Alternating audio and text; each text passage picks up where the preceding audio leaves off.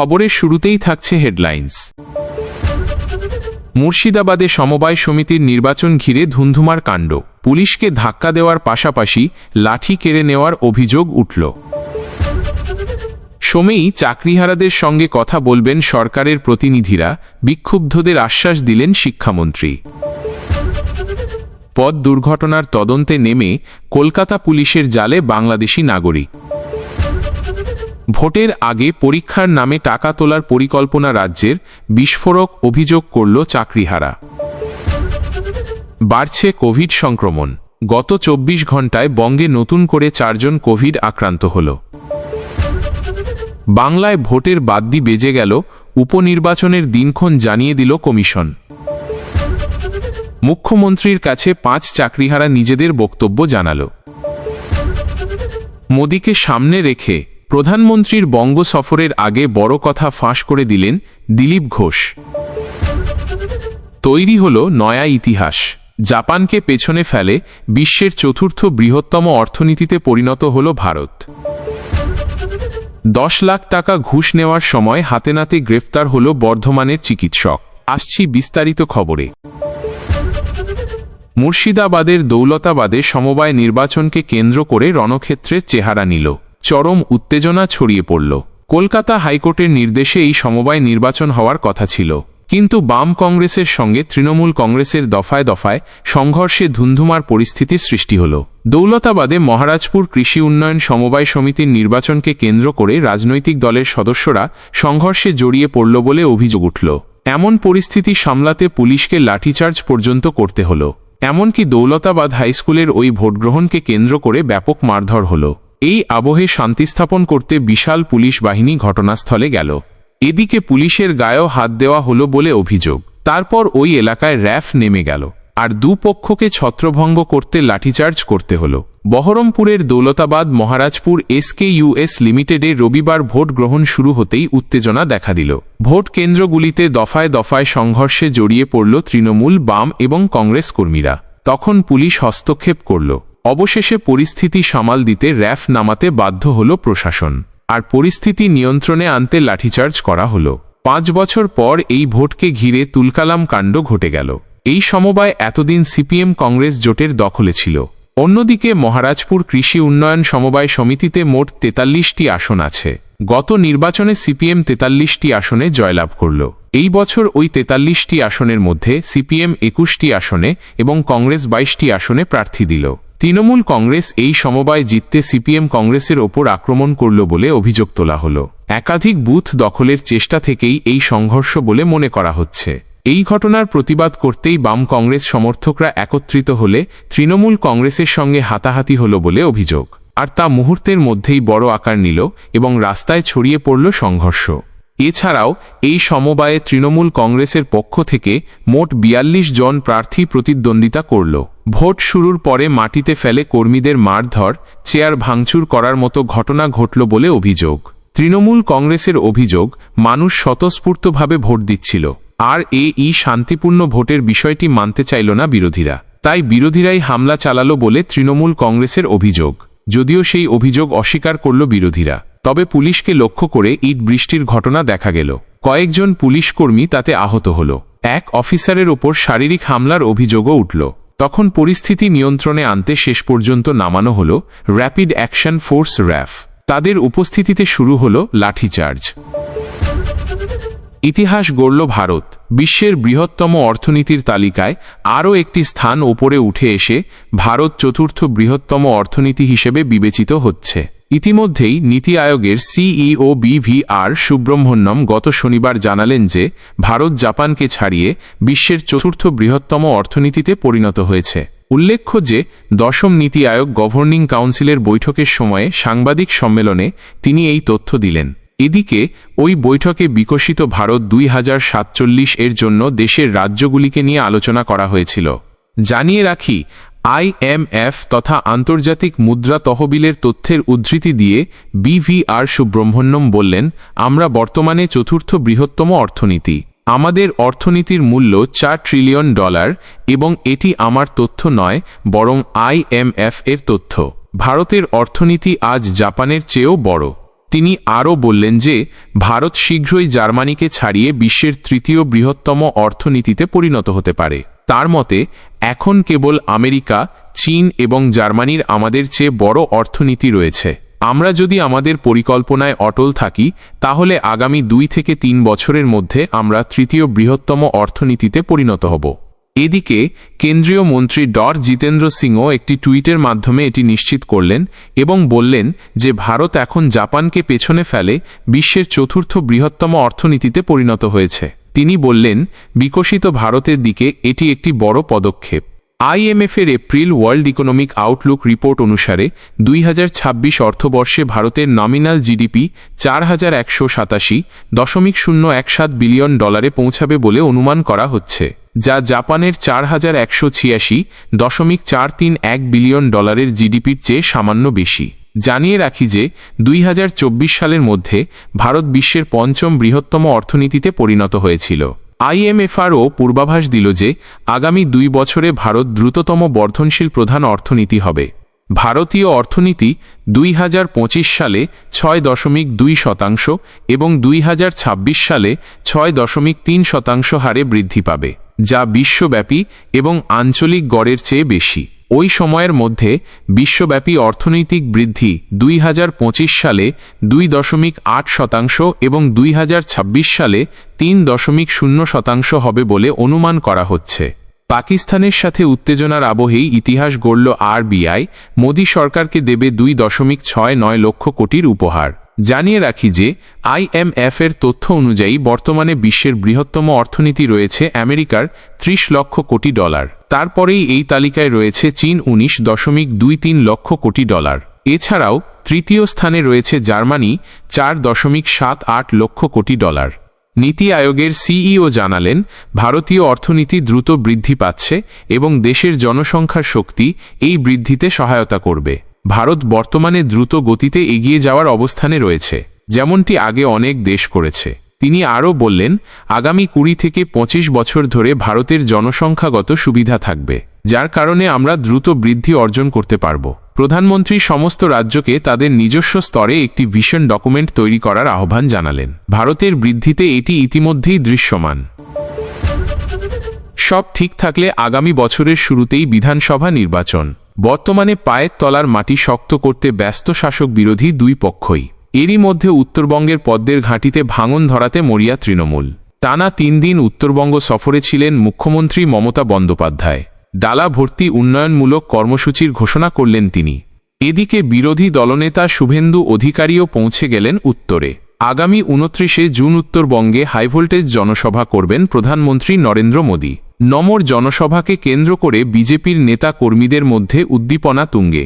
মোদীর এই সভা থেকেই নির্বাচনী প্রচার পর্ব শুরু হয়ে যাবে বলে মত। সব মিলিয়ে সরগরম রাজ্য রাজনীতি। এরই মধ্যে বড় কথা বলে দিলেন দিলীপ ঘোষ।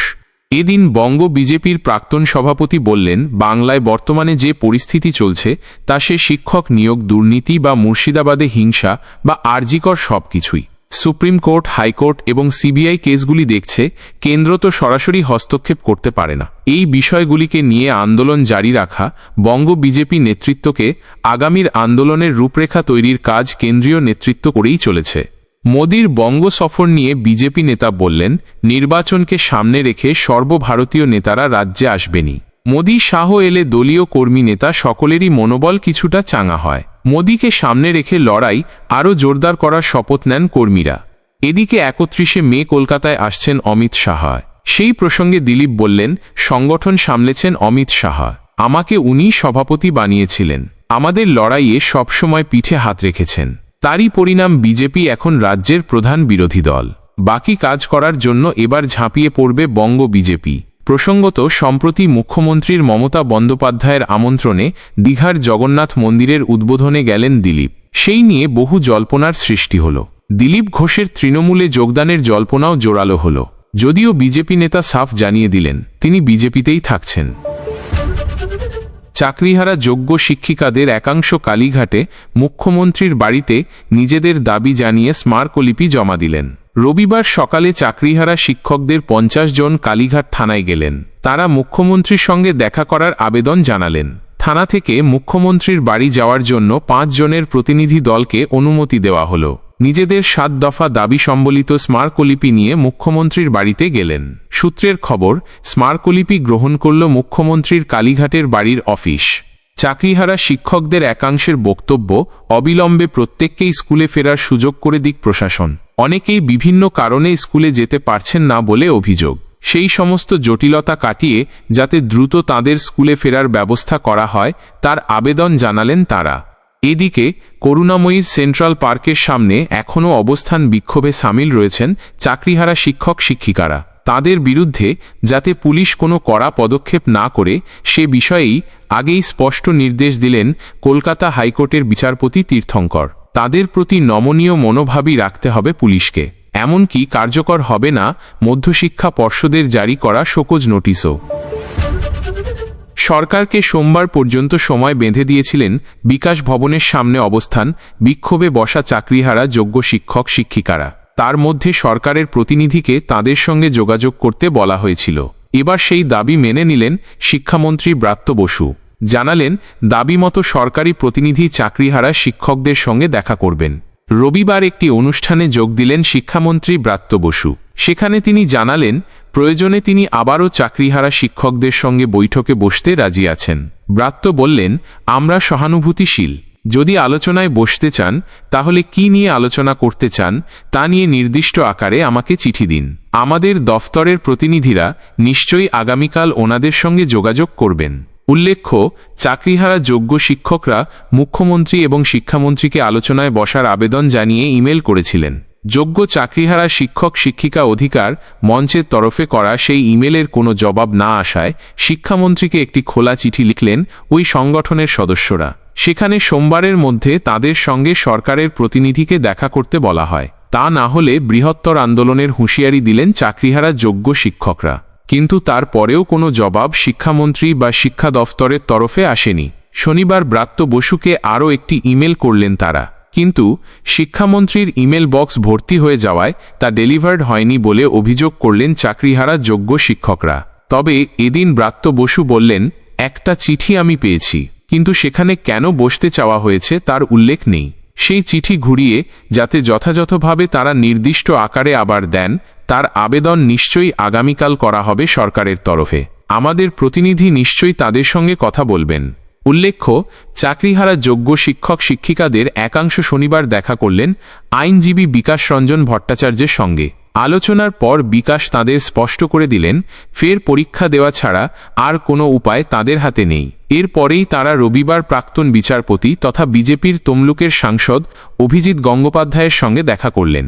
এ নিয়ে ব্রাত্য বললেন, রিভিউ পিটিশনে যে ফলাফল হবেই তার কোনো মানে নেই। পরীক্ষাকেও তারা বাতিল করতে চাইছেন। আমি মনে করি আইনি পথে শেষ বিন্দু পর্যন্ত আমরা লড়াই করব।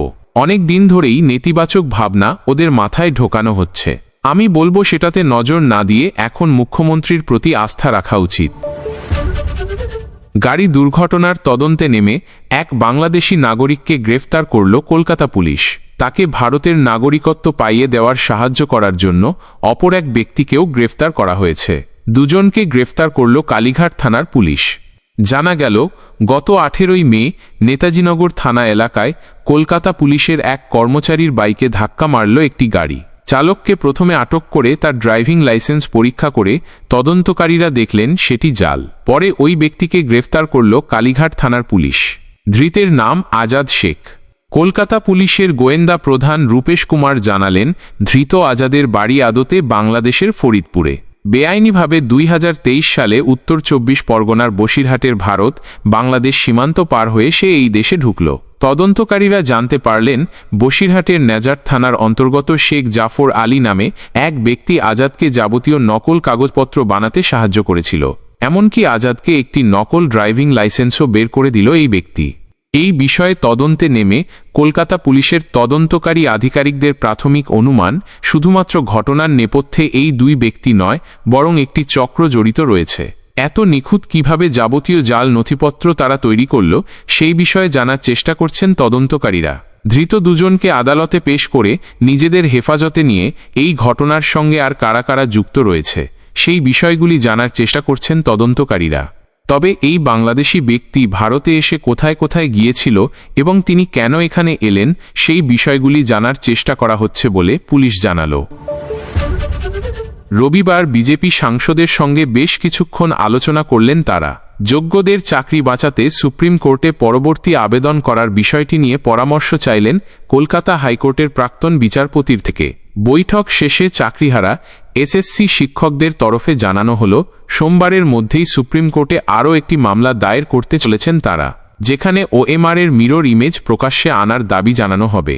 পাশাপাশি ভোটের আগে ফের কোটি কোটি টাকা তোলার বন্দোবস্ত করা হচ্ছে বলেও বিস্ফোরক দাবি করলেন চাকরিহারাদের প্রতিনিধিরা।